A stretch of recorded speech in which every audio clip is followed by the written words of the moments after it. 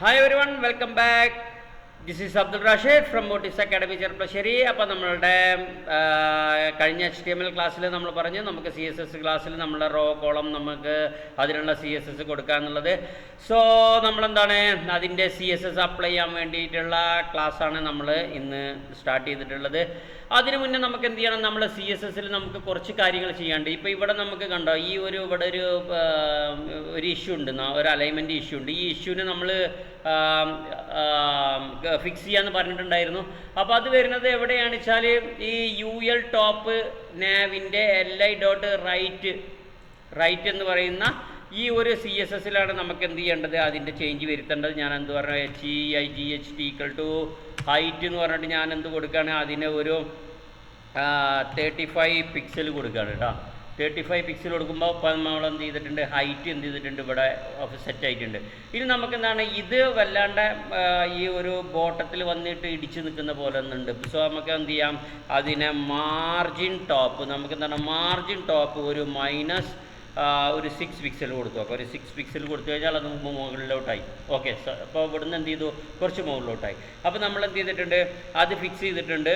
ഇനി നമുക്ക് വേണ്ടത് നമ്മളുടെ റോന് അല്ലേ, ഇനി നമുക്ക് വേണ്ടത് റോ ആണ്. അപ്പോൾ റോയിൽ എന്താണ്, നമ്മൾ റോ എവിടെയാണെന്ന് മനസ്സിലായല്ലോ. നമ്മളുടെ HTML നമ്മൾ എന്ത് പറഞ്ഞിട്ടുണ്ട്, ഒരു റോ കൊടുത്തിട്ടുണ്ട്. ആ റോൻ്റെ ഉള്ളിലാണ് നമ്മൾ എന്ത് ചെയ്തിട്ടുള്ളത്, ഈ 3 കോളം കൊടുത്തിട്ടുള്ളത്. ഈ 3 കോളം എന്ന് പറയുന്നത് ഇതാണ്.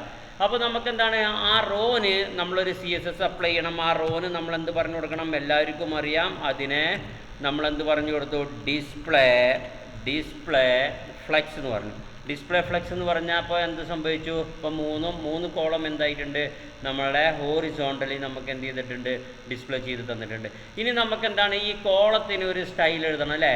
ഈ കോളത്തിനെ നമുക്ക് എന്ത് ചെയ്യണം, കുറച്ച് വിട്ട് കൊടുക്കണം, ഹൈറ്റ് കൊടുക്കണം, അതിനൊരു ബാക്ക്ഗ്രൗണ്ട് കളർ കൊടുക്കണം. സോ ഞാൻ എന്ത് ചെയ്തു, ആ കോളത്തിനെ നമ്മളിവിടെ യൂസ് ചെയ്യാണ്. ഞാൻ എന്ത് പറഞ്ഞു, ഇവിടെ ഫ്ലെക്സ് 1 എന്ന് പറഞ്ഞിട്ട് യൂസ് ചെയ്യാം. ഫ്ലെക്സ് 1 എന്ന് പറഞ്ഞു. അപ്പോൾ എന്താണ് ഫ്ലെക്സ് 1 എന്ന് പറഞ്ഞപ്പോൾ, ആ ഫ്ലെക്സ് 1 ഒരു ഡിഫോൾട്ട് ബിഹേവിയർ ഉണ്ട്. ഇത്ര സ്പേസ് വേണം, ഇത്ര പാഡിങ് വേണം എന്നുള്ള കാര്യങ്ങളൊക്കെ. അപ്പോൾ അത്രയും സ്പേസും പാഡിങ്ങും അതെന്ത് ചെയ്തിട്ടുണ്ട്, അതിന് അപ്ലൈ ചെയ്തിട്ടുണ്ട്. ഇനി നമുക്കെന്താണ്, നമുക്ക് ആദ്യം ഞാൻ ഒരു കാര്യം ചെയ്യാം, ഒരു ബാക്ക്ഗ്രൗണ്ട് കളർ കൊടുക്കാം കോളത്തിന്. നമുക്ക് എന്ത് ചെയ്യാം, ഒരു മിനിറ്റ്, കോളത്തിന് നമ്മൾ ബാക്ക്ഗ്രൗണ്ട് കളർ കൊടുക്കുന്നത് എന്താണെന്ന് വെച്ചാൽ നമുക്കൊന്ന് അത് കറക്റ്റ് അറിയാൻ വേണ്ടിയിട്ടാണ് കേട്ടോ. അപ്പോൾ ഞാൻ എന്ത് ചെയ്യാണ്, ഇവിടെ ഇൻലൈൻ CSSൽ ഞാൻ ആ ഒരു കോളത്തിനുണ്ട ഒരു ബാക്ക്ഗ്രൗണ്ട് കളർ കൊടുക്കുകയാണ്. എല്ലാവർക്കും അറിയാം ഇൻലൈൻ CS എന്താണെന്നുള്ളത്.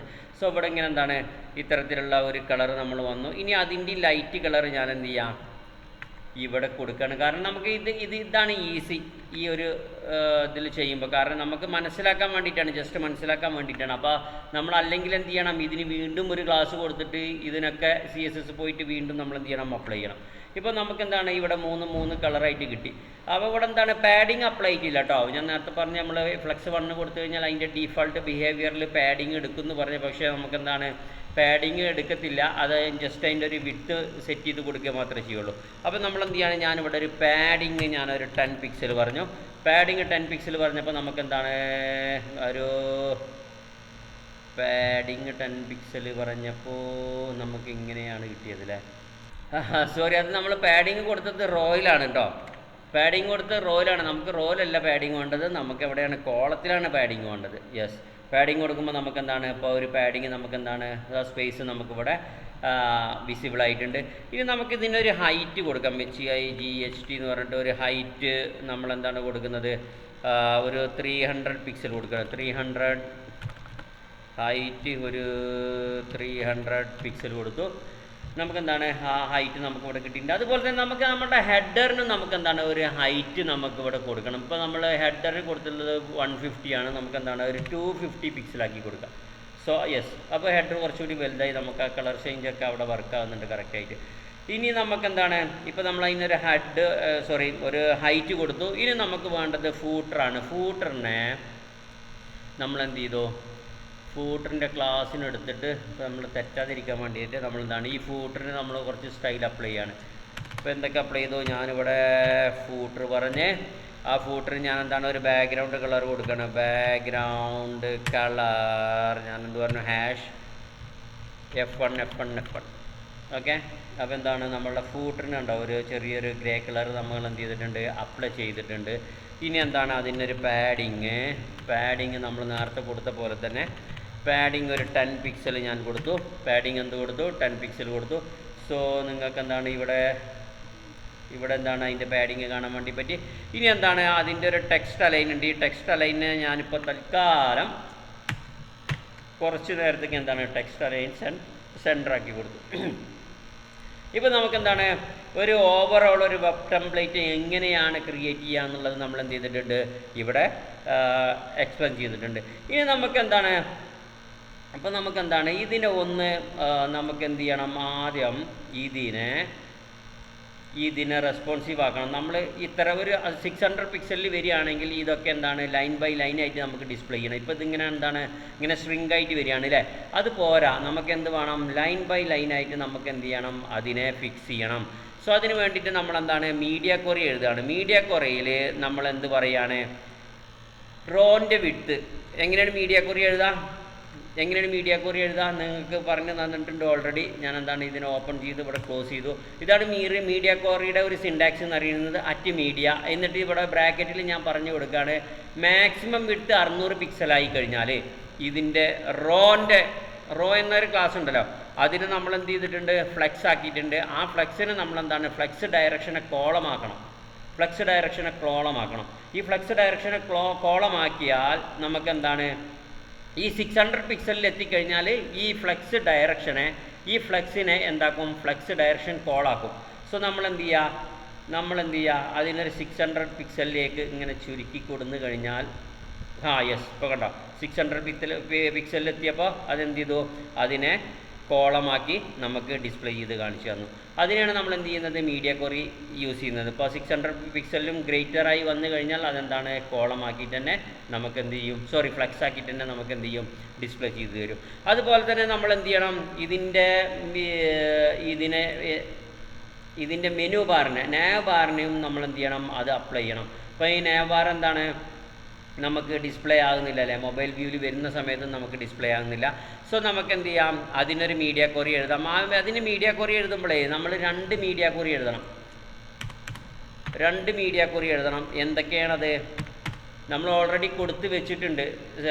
ഇതിൽ രണ്ട് സംഭവങ്ങളെയാണ് നമ്മൾ എന്ത് ചെയ്യുന്നത്, എഴുതാൻ പോകുന്നത്. അപ്പോൾ നമുക്ക് എന്ത് ചെയ്യാം, സ്ക്രീൻ ആൻഡ് എന്ന് പറഞ്ഞിട്ടുള്ള ഒരു സംഭവം യൂസ് ചെയ്യുക. ബാക്കിയൊക്കെ സെയിം തന്നെയാണ്. മാക്സിമം വിഡ്ത്തിൽ 600 പിക്സൽ വരുമ്പോൾ നമ്മളെന്താണ് ഈ ULൻ്റെ ടോപ്പ് ഡോട്ട് റൈറ്റിനും നമുക്ക് എന്ത് എഴുതണം, ഒരു ടോപ്പ് റൈറ്റിനും ടോപ്പ് LIക്കും എന്ത് ചെയ്യണം, ഈ ടോപ്പ് റൈറ്റിനും ടോപ്പ് LIക്കും നമുക്ക് എന്ത് വേണം, ഒരു സ്റ്റൈൽ വേണം. ആ സ്റ്റൈലിൽ എന്താണ് ഫ്ലോട്ട് നൺ എന്നാണ്. നമ്മൾ ഫ്ലോട്ട് നൺ എന്നാണ് കൊടുത്തിരിക്കുന്നത്. അപ്പോൾ മറ്റേത് എന്താണ്, ഫ്ലോട്ട് എന്ത് കൊടുത്തിട്ടുണ്ട്, ഫ്ലോട്ട് റൈറ്റ് എന്നാണ് കൊടുത്തിരിക്കുന്നത്. അപ്പോൾ അതിൻ്റെ രണ്ടിൻ്റെയും ഫ്ലോട്ട് എന്താക്കി, നണ്ണാക്കി. ഈ 2 ടാഗിൻ്റെയും ഈ LI ഡോട്ട് റൈറ്റിൻ്റെയും LIയുടെയും ഫ്ലോട്ട് നണ്ണാക്കാൻ വേണ്ടിയിട്ടാണ് നമ്മൾ എന്ത് യൂസ് ചെയ്തിട്ടുള്ളത്, ഈ ആൻഡ് എന്ന് പറഞ്ഞിട്ടുള്ളത്. ഈ ആൻഡ് എന്ന് പറഞ്ഞു കഴിഞ്ഞാൽ അത് മനസ്സിലാക്കുക എന്താണ്, ഇവിടെ 2 CSSനെ അല്ലെങ്കിൽ 2 ടാഗിനെ നമുക്ക് എന്ത് ചെയ്യേണ്ടി വരും, ഈ സ്റ്റൈൽ അപ്ലൈ ചെയ്യേണ്ടി വരും എന്ന് ബ്രൗസറിന് മനസ്സിലാക്കാൻ വേണ്ടിയിട്ടാണ് നമ്മൾ എന്ത് ചെയ്തിട്ടുള്ളത്, ആൻഡ് ഇട്ട് കൊടുത്തിട്ടുള്ളത്. ഇനി നമ്മൾ ഇവിടെ വന്നിട്ട് നമുക്ക് എന്ത് ചെയ്യാം, ഇതിനെ ഒന്ന് 600 പിക്സലിലാക്കി നോക്കാം. യെസ്, 600 പിക്സലിലാക്കുമ്പോൾ നമുക്ക് എന്ത് ചെയ്തിട്ടുണ്ട്, ഇവിടെ ഇത് ഡിസ്പ്ലേ ആയിട്ടുണ്ട്. ഇങ്ങനെ 1 by 1 ലൈൻ ബൈ ലൈൻ ആയിട്ട് ഡിസ്പ്ലേ ആയിട്ടുണ്ട്. ഇവിടെ ചെറിയൊരു ഇഷ്യൂ വരുന്നുണ്ട് അല്ലേ. ഈ ഒരു ഇഷ്യൂവിനെ നമുക്ക് എന്ത് ചെയ്യണം, നമുക്ക് സോൾവ് ചെയ്യാം. അപ്പോൾ അത് മീഡിയ ക്വറി വെച്ചിട്ട് തന്നെ നമുക്ക് സോൾവ് ചെയ്യാം. അത് അടുത്ത ക്ലാസ്സിൽ നമുക്ക് ഇതുപോലെ തന്നെ നമുക്ക് എന്ത് ചെയ്യാം, എങ്ങനെ സോൾവ് ചെയ്യാമെന്ന് നോക്കാം. സോ ഗൈസ്, അപ്പോൾ എന്താണ്, ഇത്രയും കാര്യങ്ങൾ നമ്മൾ എന്ത് ചെയ്തിട്ടുണ്ട്, നമ്മളിവിടെ ക്രിയേറ്റ് ചെയ്തിട്ടുണ്ട്. ഇനി നമുക്കെന്താണ് ഗൈസ്, ഇവിടെ നമുക്കെന്താണ് കുറച്ചൊരു കാർഡ് ക്രിയേറ്റ് ചെയ്യണം. ആ കാർഡിൽ എന്തായിരിക്കണം, ഒരു പ്രൊഡക്റ്റിൻ്റെ പേരുണ്ടായിരിക്കണം, ആ പ്രൊഡക്റ്റിൻ്റെ പിക്ചർ ഉണ്ടായിരിക്കണം, അതിൻ്റെ ഒരു ചെറിയൊരു ഡിസ്ക്രിപ്ഷൻ ഉണ്ടായിരിക്കണം, ഒരു മോർ ബട്ടൺ ഉണ്ടായിരിക്കണം.